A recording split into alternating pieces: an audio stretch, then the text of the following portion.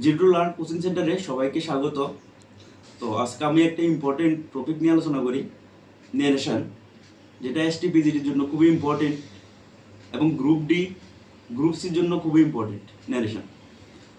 ন্যারেশনটা normally 5টা সেন্টেন্সের উপর বেসিক করে ন্যারেশনটা হয়। যে 5টা সেন্টেন্স যদি আমরা সঠিকভাবে জানতে পারি তাহলে কি হয়, ন্যারেশনের ভুল হওয়ার চান্স খুবই কম থাকে। এখন ব্যাপারটা হলো কি, 5টা সেন্টেন্স কী কী?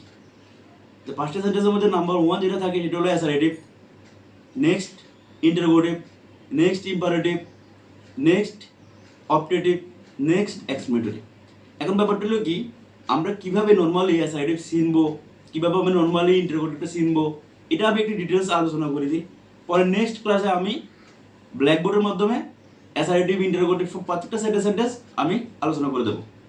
তো আজকে প্রথম যে সেন্টেন্স হলো অ্যাসারেটিভ। যে অ্যাসারেটিভটা আমরা নর্মালি কীভাবে চিনবো, যে অ্যাসারেটিভ চিনার ক্ষেত্রে এটা একটা নর্মাল ব্যাপার, যেটা কি থাকে, কোনো কিছু এক্সপ্লেন থাকে।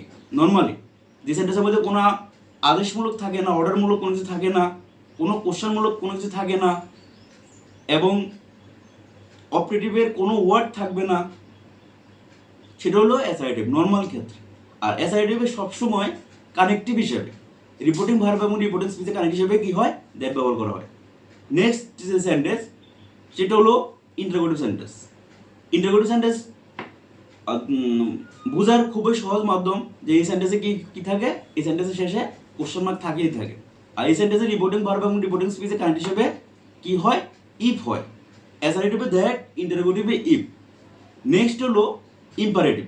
ইম্পারেটিভটা আমরা কীভাবে নর্মালি আমরা চিনবো, ইম্পারেটিভ চিনার ক্ষেত্রে রিপোর্টিং স্পিচে সাবজেক্ট উজ্জ্ব থাকে, সাবজেক্টটা থাকে না, সাবজেক্টে সবসময় উজ্জ্ব থাকে। যেমন আমি একটা এক্সাম্পলের মধ্যে বলি, যদি এমন কোনো টিচার স্টুডেন্টরা বলে, কীভাবে বলে যে ডোন্ট শাউট। দেখো এখানে ডোন্ট যে শাউট, যে প্রথম যে ডোন্ট যে শব্দটা আছে, এর আগে কিন্তু কোনো সাবজেক্ট নেই। তাহলে নর্মাল আমরা কি বুঝবো, যে ইম্পারেটিভ সেন্টেন্সে সাবজেক্টটা উজ্জ্ব থাকে। আর ইম্পারেটিভ সেন্টেন্স সাবজেক্ট উজ্জ্ব থাকে, যদি কোনো সেন্টেন্সে সাবজেক্ট উজ্জ্ব থাকে তাহলে সেন্টেন্সটা হবে নর্মালি ইম্পারেটিভ সেন্টেন্স। আর এই সেন্টেন্সের কারণ হিসাবে টু হয়। এরপরে নেক্সট যে সেন্টেন্স সেটা হলো অপারেটিভ সেন্টেন্স। অপারেটিভ সেন্টেন্স কীভাবে আমরা বুঝবো, নর্মাল অপারেটিভ সেন্টেন্স বোঝার ক্ষেত্রে নর্মাল যে সিস্টেম, যে মে থাকে, লং লিভ থাকে, হেড আই থাকে, উড ডেট আই ওয়ার থাকে, এই ওয়ার্ডগুলো থাকে নর্মালি। এই ওয়ার্ডগুলো থাকলে আমরা নর্মালি বুঝবো যে সেন্টেন্সটা হলো অপারেটিভ সেন্টেন্স। আর এই সেন্টেন্সে কি হয়, কানেক্টিভ লিঙ্কের কানেক্টিভ বা লিঙ্কের হিসেবে দ্যাট ব্যবহার করা হয়। আর এখানে কিছু চেঞ্জিং আছে যেগুলো আমি পরে আলোচনা করে দেবো। নেক্সট যে সেন্টেন্স সেটা হলো এক্সক্লেমেটরি সেন্টেন্স। তো এক্সক্লেমেটরি সেন্টেন্স তো বোঝার খুবই সহজ মাধ্যম, এটা খুবই সুন্দরভাবে বোঝা যায়। কারণ কি, এই সেন্টেন্সের শেষে এক্সক্লেমেটরি সিম্বল থাকে। আর এই সেন্টেন্সটাও সেম, যে রিপোর্টিং ভার্ব এবং রিপোর্টিং স্পিচের কারণ হিসেবে এই সেন্টেন্সে ডাইরেক্ট থেকে যখন ইনডাইরেক্ট করা হয় তখন কি হয়, লিঙ্কের হিসেবে দ্যাট বসে।